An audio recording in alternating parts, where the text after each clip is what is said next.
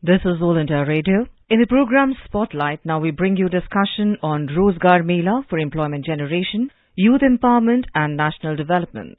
The participants are Udayan Ray, economic analyst, and Arjun J. Chaudhary, AIR correspondent.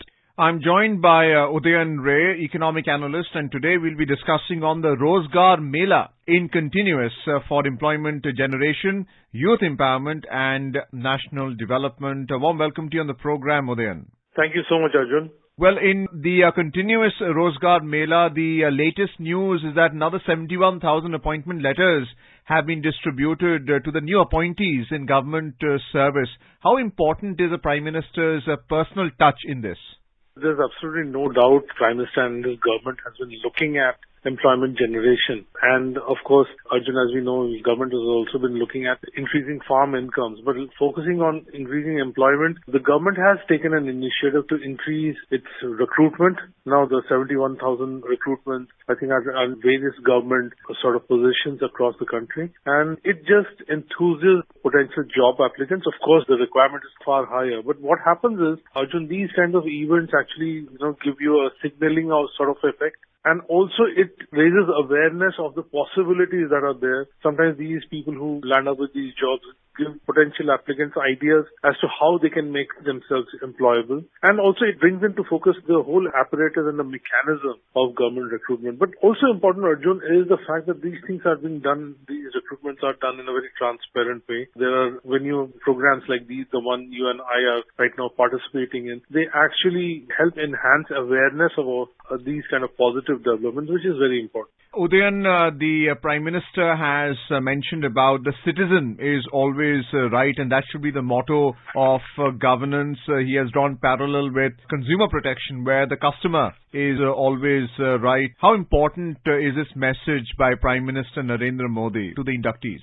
This is really important because what also happens, Arjun, is sometimes when it's government service, as we all know, there's a lot of protocol, there are procedures out there. Sometimes when you're focusing on that, all these procedures and all these protocols, etc., what happens is finally these services, the work that's being done is done for the citizen. That is done for all Indians and especially the Indians who would avail of this service. Now that sometimes the whole process of delivering it in the way it has been prescribed, etc., the norms, what happens is the focus tends to move away quite a bit and the whole thing becomes impersonal. So that needs rectification, that needs, one needs to keep that in mind. It's also important on two counts. One is when you're focusing on the citizen, it's helping the person who's front-ending the delivery of the service to get the feedback of the citizen regarding the service so that the service can get better, in number one. Number two is the citizen who's using the service, availing of that service in whatever form, gets to know that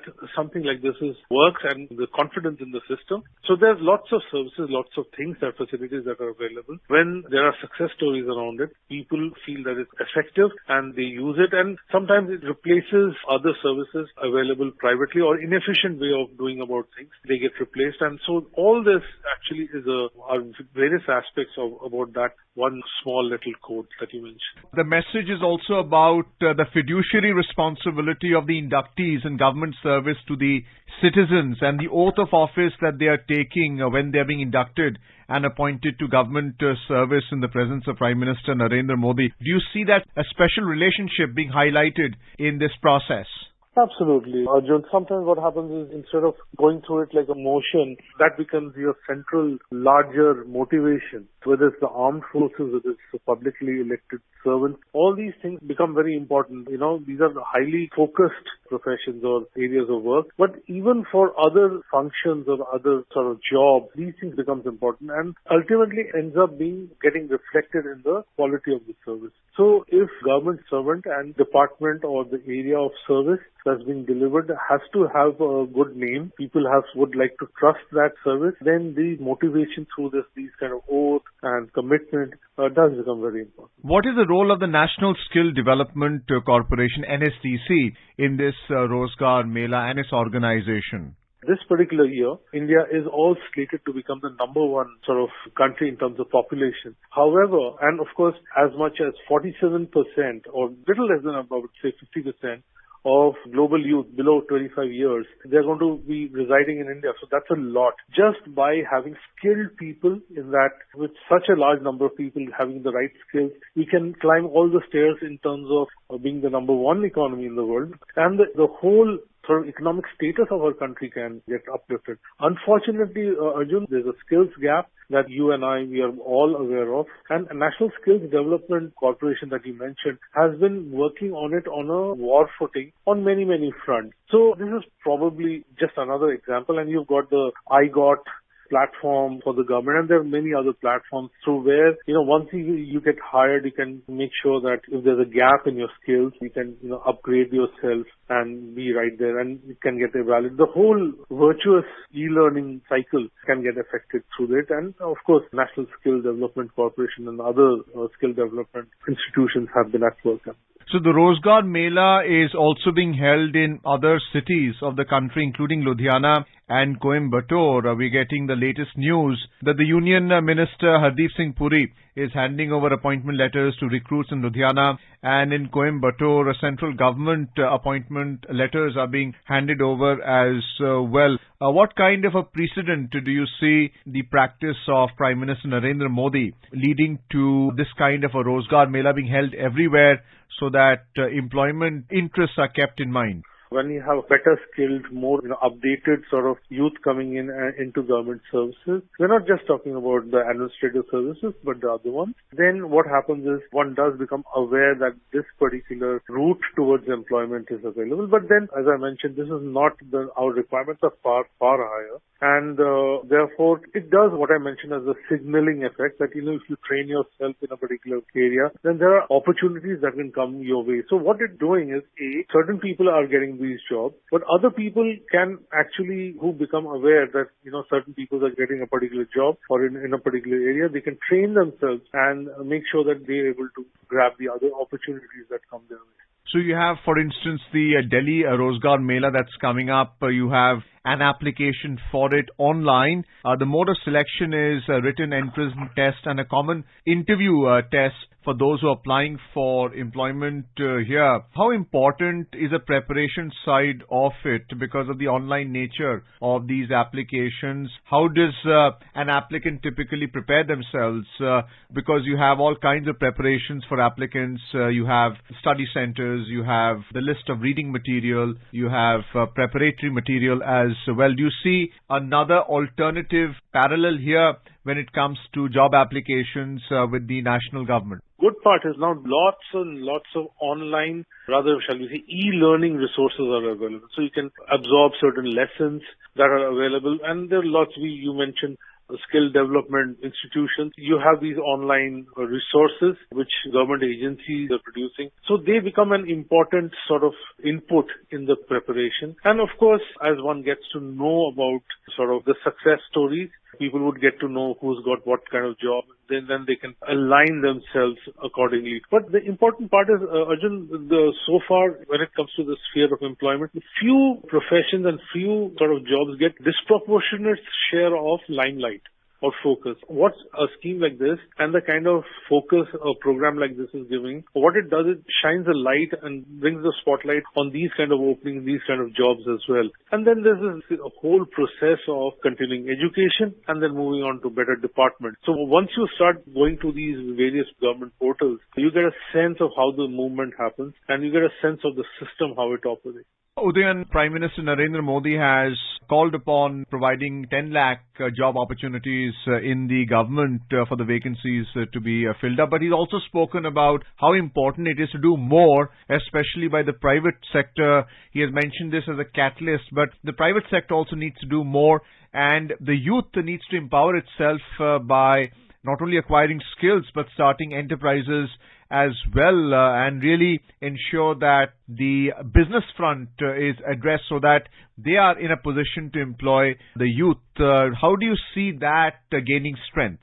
Arjun, some of it will come through the overall economic growth. And as we know, typically when you have policies that are facilitating economic growth and including economic reforms, what happens is when large projects get set up, along the line, with them come lots of other sort of enterprises which are medium and small, and there are service ecosystem players that get built up. Whether it's enterprise and employment under small and medium enterprise, all these things happen. They can go hand in hand. They need not separate. You don't have to start an enterprise at a far-flung place, and you'll find new clusters coming in and existing clusters getting bigger. So typically what's going to happen is as you go along, this is going to happen. Government is obviously facilitating, and it will continue to facilitate. So yes, absolutely right. Private sector will have to sort of step up in this area because the government cannot realistically employ so many people. At the same time, Arjun, what's going to happen is that with economic growth, large companies get still larger. They set up new projects or expand their existing projects. What happens is you have a whole list of things. You'll have truckers and you'll have food services coming along highways and stuff like that. All these things go hand in hand. So some of it comes naturally. Some of it, you have to make sure that infrastructure and facilitating policies are there. And they all typically happen hand in hand. But there's no doubt the point is very well taken that the private sector obviously needs to step up. Also, we are seeing each state is competing for foreign direct investment, and road shows are being held. For instance, we saw that in Uttar Pradesh and Madhya Pradesh, where the central government is in power in the state as well. They're speaking about double engine growth, incentives, concession subsidies are being offered to those investors who are willing to set up manufacturing units in these states, and that would have a trickle-down effect in terms of employment to the skilled labor in these clusters that you are mentioning. How long would you think it will take before the dreams of the youth are fully realized? It's a pretty long road ahead. But the good part is there are new geographical areas where development is happening. And typically they get preceded by larger sort of development, say in infrastructure. So in the Northeast, there's a lot of effort in building roads.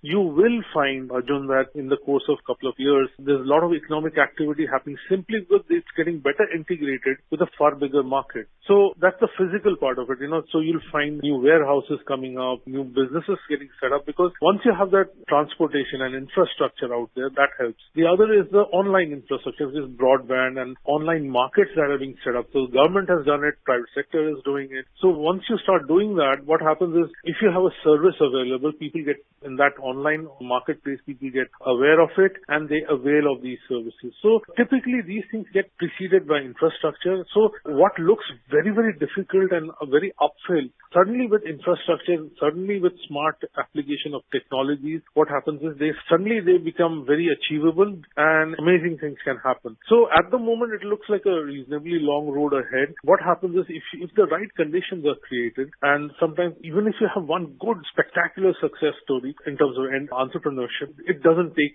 time for the landscape to get transformed. So we are seeing the Global Investor Summit that is taking place in multiple states, along with this continuous Rozgar Mela, leverage each other so that the employment opportunities and business opportunities are created in the country. Oh, absolutely. Apart from the people, those 71,000, and then subsequently many tens of thousands who will get employed, it's got a very important signaling effect. It's giving you the sense that things are happening. The government is doing something, and people who would have sat on the fence would say that, okay, let's figure out whether something can be done. So for the young youth, they can just figure out whether they want to look for a job, or maybe, just maybe, they would like to set up an enterprise and get together with like-minded people and set up something. Right. And Arjun, the other part is banks, as you go along, as we do increasing amount of digital transactions and, spending and earning patterns become aware, banks get the data, they will start extending working capital and other loans. They may not be large amounts, but they might be amounts which are